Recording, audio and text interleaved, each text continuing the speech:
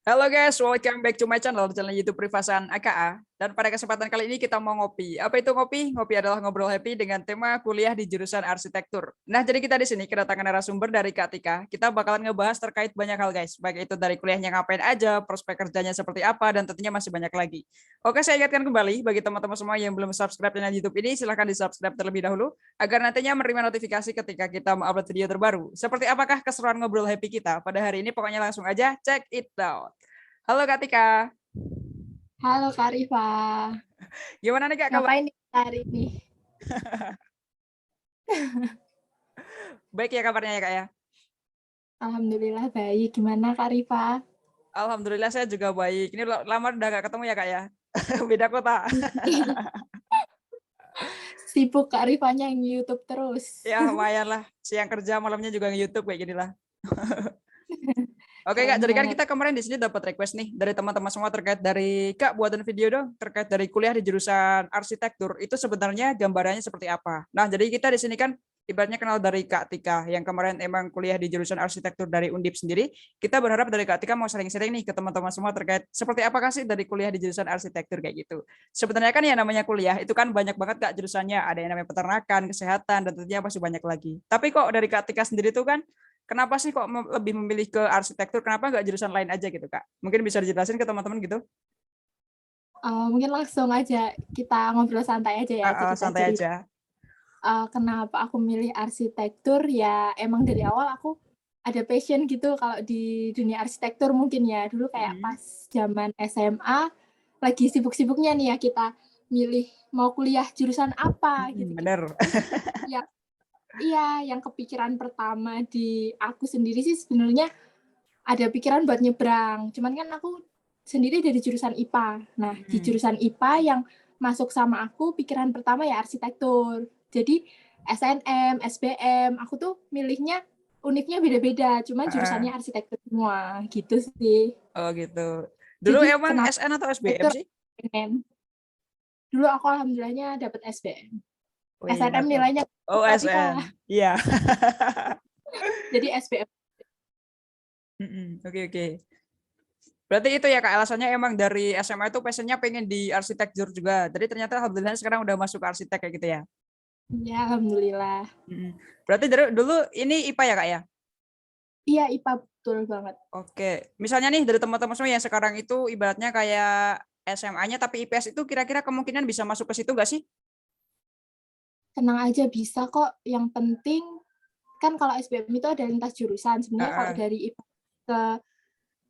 ke arsitektur tuh bisa, cuman ya emang agak sulit kali ya, soalnya kan emang pembelajarannya sebenarnya kalau di jurusan arsitekturnya sendiri itu kayak dari anak IPA pasti bisa ngikutin, cuman kan kalau pas tes masuk perkuliahannya yang agak susah, kayak kan emang belajarnya IPS itu nggak ke IPA-IPAan gitu loh, Kak. Iya, Gimana benar. sih, Banyak kayak hitung-hitungannya kalau ya.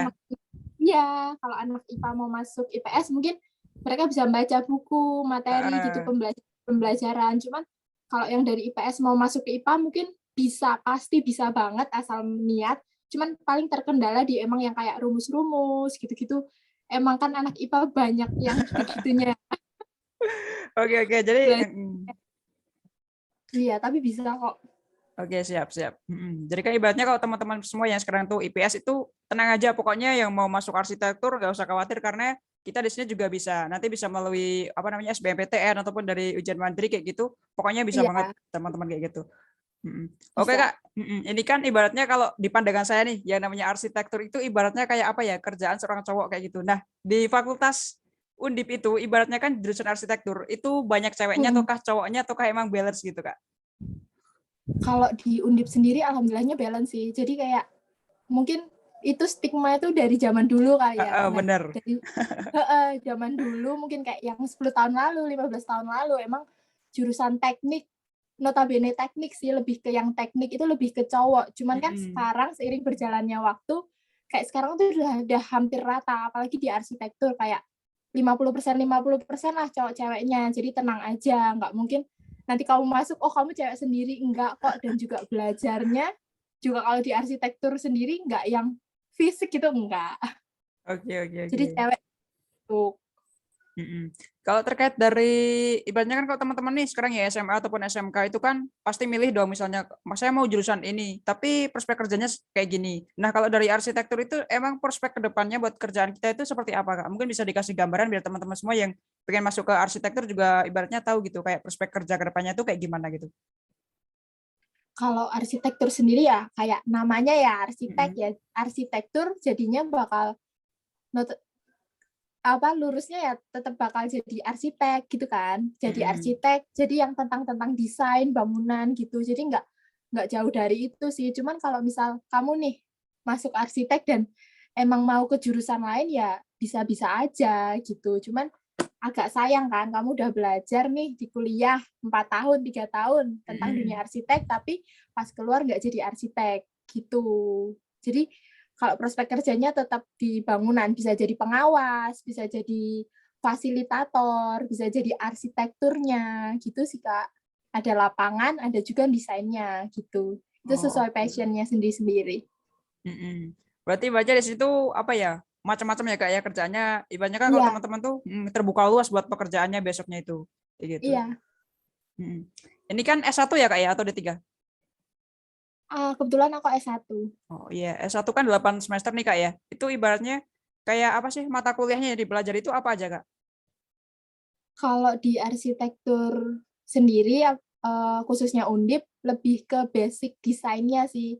Jadi kalau mungkin aku cerita dikit perbedaannya S1 sama D3. Kalau S1 ya emang dia lebih ke teoritisnya. Kalau D3 Mm-mm. itu emang dipersiapkan untuk ke dunia kerjanya secara langsung gitu. Kalau dari mata kuliahnya sendiri, kalau di arsitektur itu fokus utamanya tuh ada kayak mata kuliah pokok gitu. Jadi per tiap semester itu ada namanya yang perancangan arsitektur.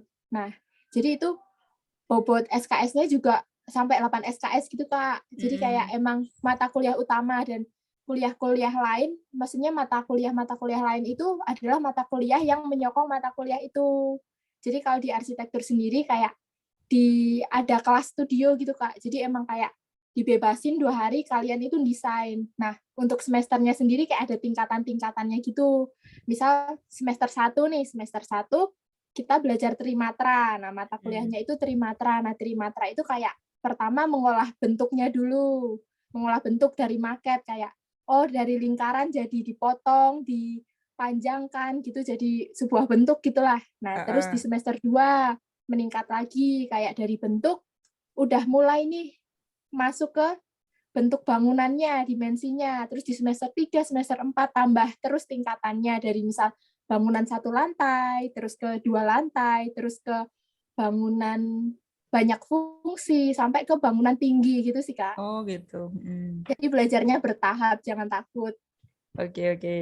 Itu kan terkait dari mata kuliahnya ya kak. Itu ada ini nggak sih praktikumnya kayak gitu? Terus praktikumnya ngapain aja kayak gitu kak?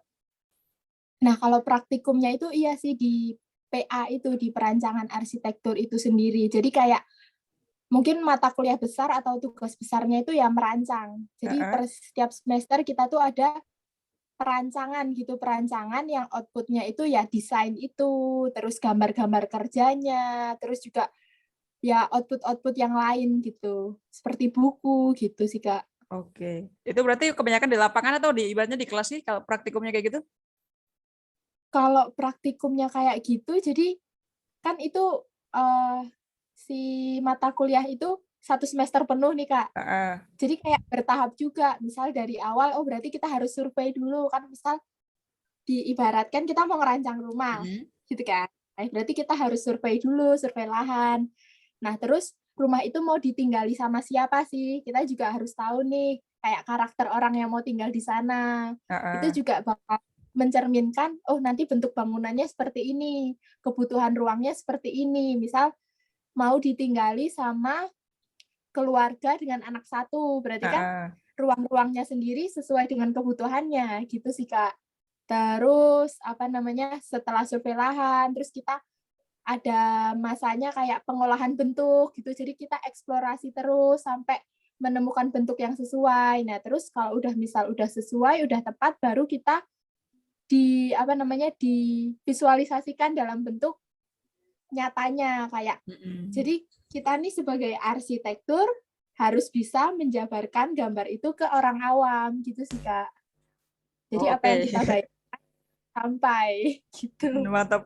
Keren banget ya Kak. Ibaratnya Mhm. kayak kita harus apa ya, mulai dari perancangan, terus kayak mempraktekkan itu kan ibaratnya kayak berkaitan dengan kayak desain-desain kayak gitu. Ini kan ibaratnya apa Iya, ya?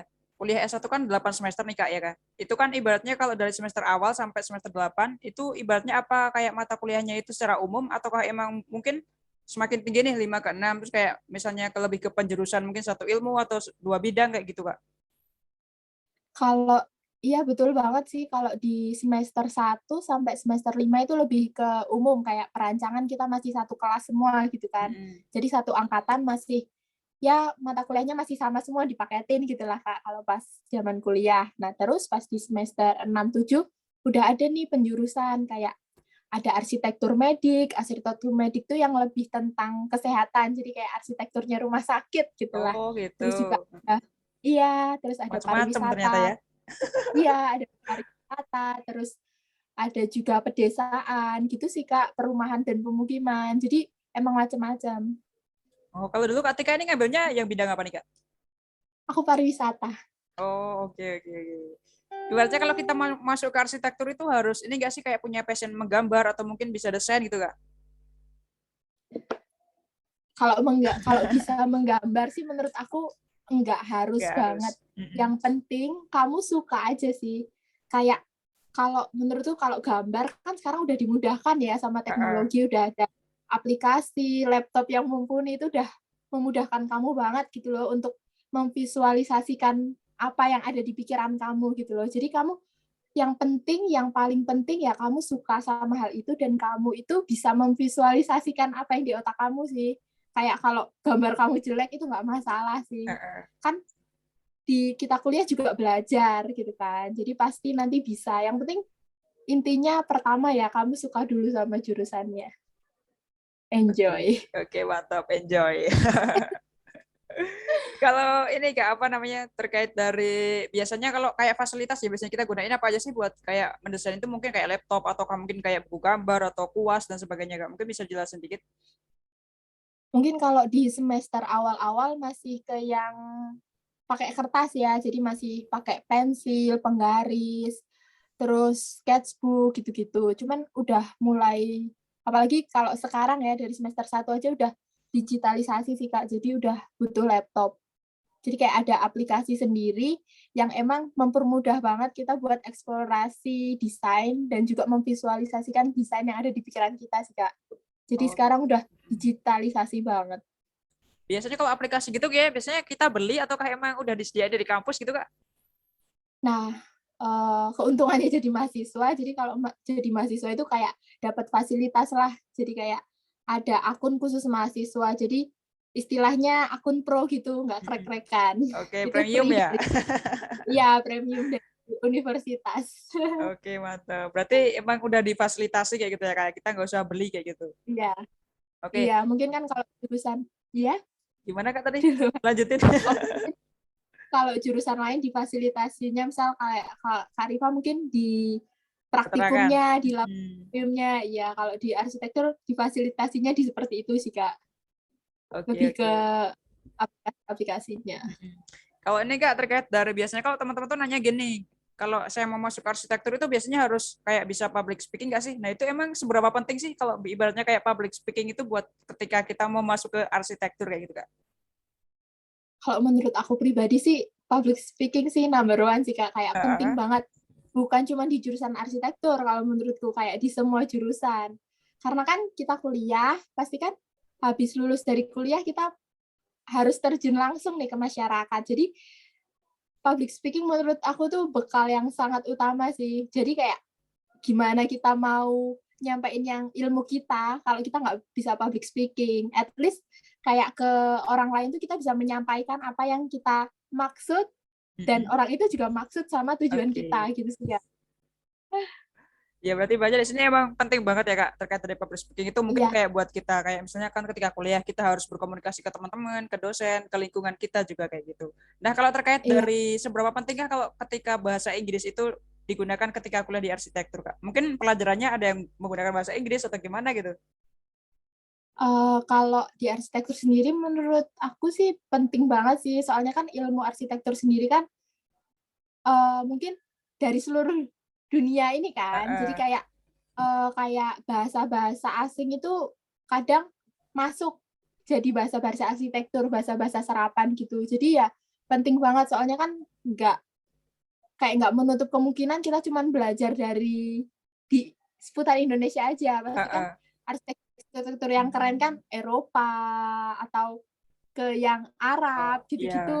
Jadi kan pasti bahasa-bahasa asing, bahasa-bahasa serapan itu banyak banget ditemuin di dunia arsitektur gitu. Oke, berarti ibaratnya kalau desain kita juga harus melihat ke luar negeri juga, Kak. Nggak cuma seputaran di Indonesia juga kayak gitu. Ya dong, kalau di arsitektur itu ya mungkin studi banding gitu ya. Nah, Mm-mm. di arsitektur namanya kayak preseden gitu kan. Yaitu kita pasti eh, nggak cuma menutup mata di Indonesia aja sih, kayak oh bangunan yang mungkin sekarang lagi trennya minimalis. Nah, Heeh. desain minimalis yang bagus dari mana sih, atau pencetus utamanya yang mana sih? Jepang gitu. Kita bisa lihat Oh, dari arsitekturnya Jepang gitu. Kayak di arsitektur juga kita belajar kok tentang kayak gimana pola hidup manusia. Seperti itu kan arsitektur sendiri kan memfasilitasi dari kebutuhannya manusia, dari aktivitasnya manusia. Kayak dari aktivitas manusia ini berarti butuh ruang yang seperti apa gitu sih. Jadi oke, kalau oke. belajar karakter-karakter orang juga kita belajar. Mm-mm. Berarti ketika kita mau membuat suatu ruang nih, berarti harus ibaratnya kayak analisis dulu kayak gitu ya, Kak ya? Iya, ada analisis ruangnya.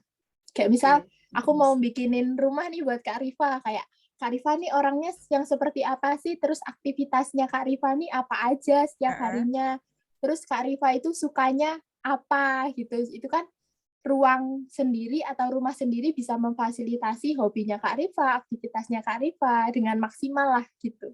Oh, oke, oke, Kalau kita mantap. menganalisis Mm-mm. orangnya dulu.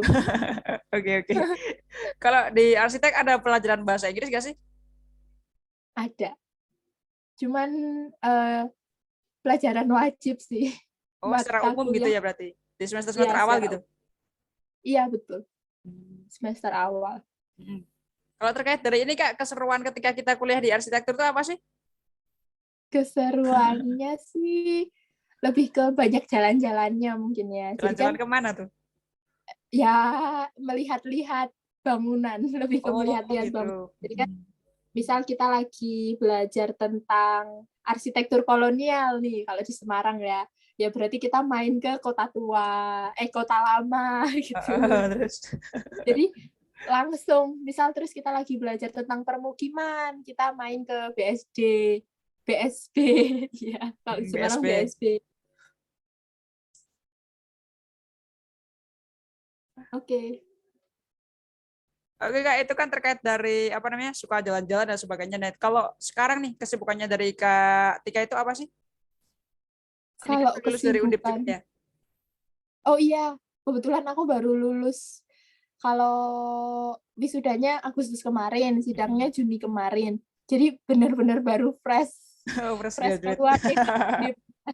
Jadi anak tua Undip lah, alumninya Undip. Iya. Kalau kesibukan saat ini alhamdulillahnya udah bekerja sih di satu kayak konsultan arsitektur di Temanggung.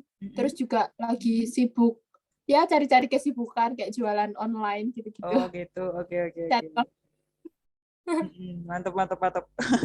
Dulu waktu kuliah ini kan ikut organisasi, Kak. Itu gimana sih cara baginya waktu antara organisasi, kuliah, praktikum, dan sebagainya? Mungkin bisa dikasih tipsnya buat teman-teman.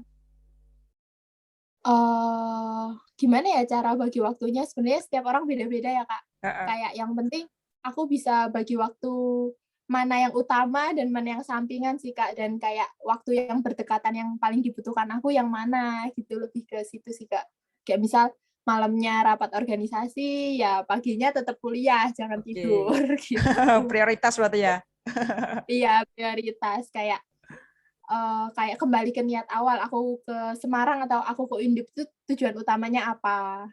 Cuman kalau pas organisasi ya seneng sih Kak, kayak aku juga ikutlah beberapa organisasi dan itu juga kayak lebih melatih aku dalam bersosialisasi sama orang sih. Jadi kayak Oke. nggak ada ruginya kalau kita ikut organisasi. Kayak Ini kan jangan sekarang udah takut. kerja kan ya Kak ya. Itu emang kalau manfaat Ya, organisasi buat kerja itu apa? Yang dirasakan dari Kak Tika sekarang? manfaat organisasi kerasa banget sih, kayak kan kalau misal kita kuliah aja, katakanlah kita kuliah aja tuh kita nggak belajar hal-hal yang kayak ke masyarakatnya tuh kurang gitu loh, Kak. Kayak Heeh. kita ya udah fokus di teori teori teori. Nah, sedangkan dengan berorganisasi kita sebenarnya lebih banyak melihat orang dari segi pandang yang banyak gitu loh, Kak. Jadi kayak kita bisa belajar karakter orang, terus kita juga lebih punya rasa percaya diri yang lebih kalau ngomong ke orang. Apalagi kan kalau di kerjaanku sendiri lebih berhubungan lagi ke klien gitu, Kak. Kayak kita harus menyampaikan hal ke klien ataupun kita harus berdiskusi dengan klien. Jadi itu kayak kita ya at least udah punya keberanian diri, kepercayaan diri, terus juga sedikit-sedikit public speaking yang bagus gitu sih, Kak. Itu membantu aku banget. Oke. Sekarang pertanyaan Dan juga apa? gitu. Apa tadi? Sama pembagian waktu, time management Oh iya juga manajemen waktu. Oke. udah mulai bisa lah. Oke Kak. Sekarang ini pertanyaan terakhir Kak. Pesan dari Kak Tika buat teman-teman nih yang besok itu pengen masuk ke arsitektur, apa sih Kak yang mau disampaikan kayak gitu? Kalau pesen dari aku, yang pertama, ya jangan takut mau masuk arsitektur. Kayak, Heeh. ya jangan takut kan katanya kurang tidur lah, apalah. Ya jangan takut. Dan kamu suka, kamu pasti bisa. Dan juga kamu mau, misal aku mau kuliah nih, kamu nggak harus pintar dulu kok, gitu. Kayak, kamu kuliah, kamu itu belajar gitu loh. Kamu nggak harus, oh aku harus bisa ini, bisa itu sebelum kamu kuliah. Jadi kamu kuliah, manfaatnya kamu kuliah ya agar kamu bisa. Jadi jangan takut kamu ketinggalan sama yang lain sih. Kamu mau dari nol, mau dari dasar itu nggak masalah. Kayak pasti kamu bakal bisa di akhirnya gitu loh. Oke. Soalnya kuliah itu kamu belajar nggak untuk memberikan ilmumu gitu loh. Jadi Tapi buat mencari cari ilmu ilmu gitu. Iya. banyaknya. Iya. Oke, jadi ingat nih Kak, tadi kan disinggung terkait dari apa namanya, jangan takut buat begadang. Emangnya kalau anak arsitektur itu ketika kuliah emang banyak begadangnya ya Kak ya? Itu lebih ke balik lagi ke pribadi masing-masing sih ya, Kak. Kayak ya sebenarnya bisa kalau nggak begadang. Cuman kurang arti ya, Kak, kalau belum begadang. Iya, mahasiswa kalau tanpa begadang itu kurang dapat feel-nya gitu. Iya, lebih ke mungkin deadline-deadline tugas yang kalau misal udah di akhir semester itu kan udah mata kuliah ini ada deadline, ini ada deadline, itu ada deadline gitu sih, Kak. Jadi kayak numpuk jadi satu. Itu yang buat begadang. Kalau Oh, di oke. awal-awalnya sih santai. Santai. Pas di akhir-akhir minggu perkuliahan itu yang mulai aduh pusing. Oke. Sekarang ini sebelum kita tutup buat perbincangan ngobrol happy kita kali ini, mau ada yang ditambahin lagi nggak Kak dari Kak Tika? Atau mungkin udah cukup gitu? Udah cukup sih, Kak, kalau dari aku. Mungkin tambahannya dari Kak Rifa aja sih, atau mau sharing jenis kalian. Oke, mungkin cukup itu aja teman-teman buat perbincangan ngobrol happy kita pada kali ini. Pokoknya terima kasih banget buat dari Kak Tika yang udah nyempetin waktunya buat kita sering-sering terkait dari sebenarnya gambaran kuliah di jurusan arsitektur itu seperti apa kayak gitu. Semoga dan adanya video ini bisa menjawab pertanyaan dari teman-teman yang kemarin pernah request ke kita terkait dari gambaran kuliah di jurusan arsitektur. Terima kasih bagi kalian yang sudah menonton video ini sampai habis. Jangan lupa like dan juga subscribe channel YouTube Rifa Sonaka dan juga see you the next time video. Dadah!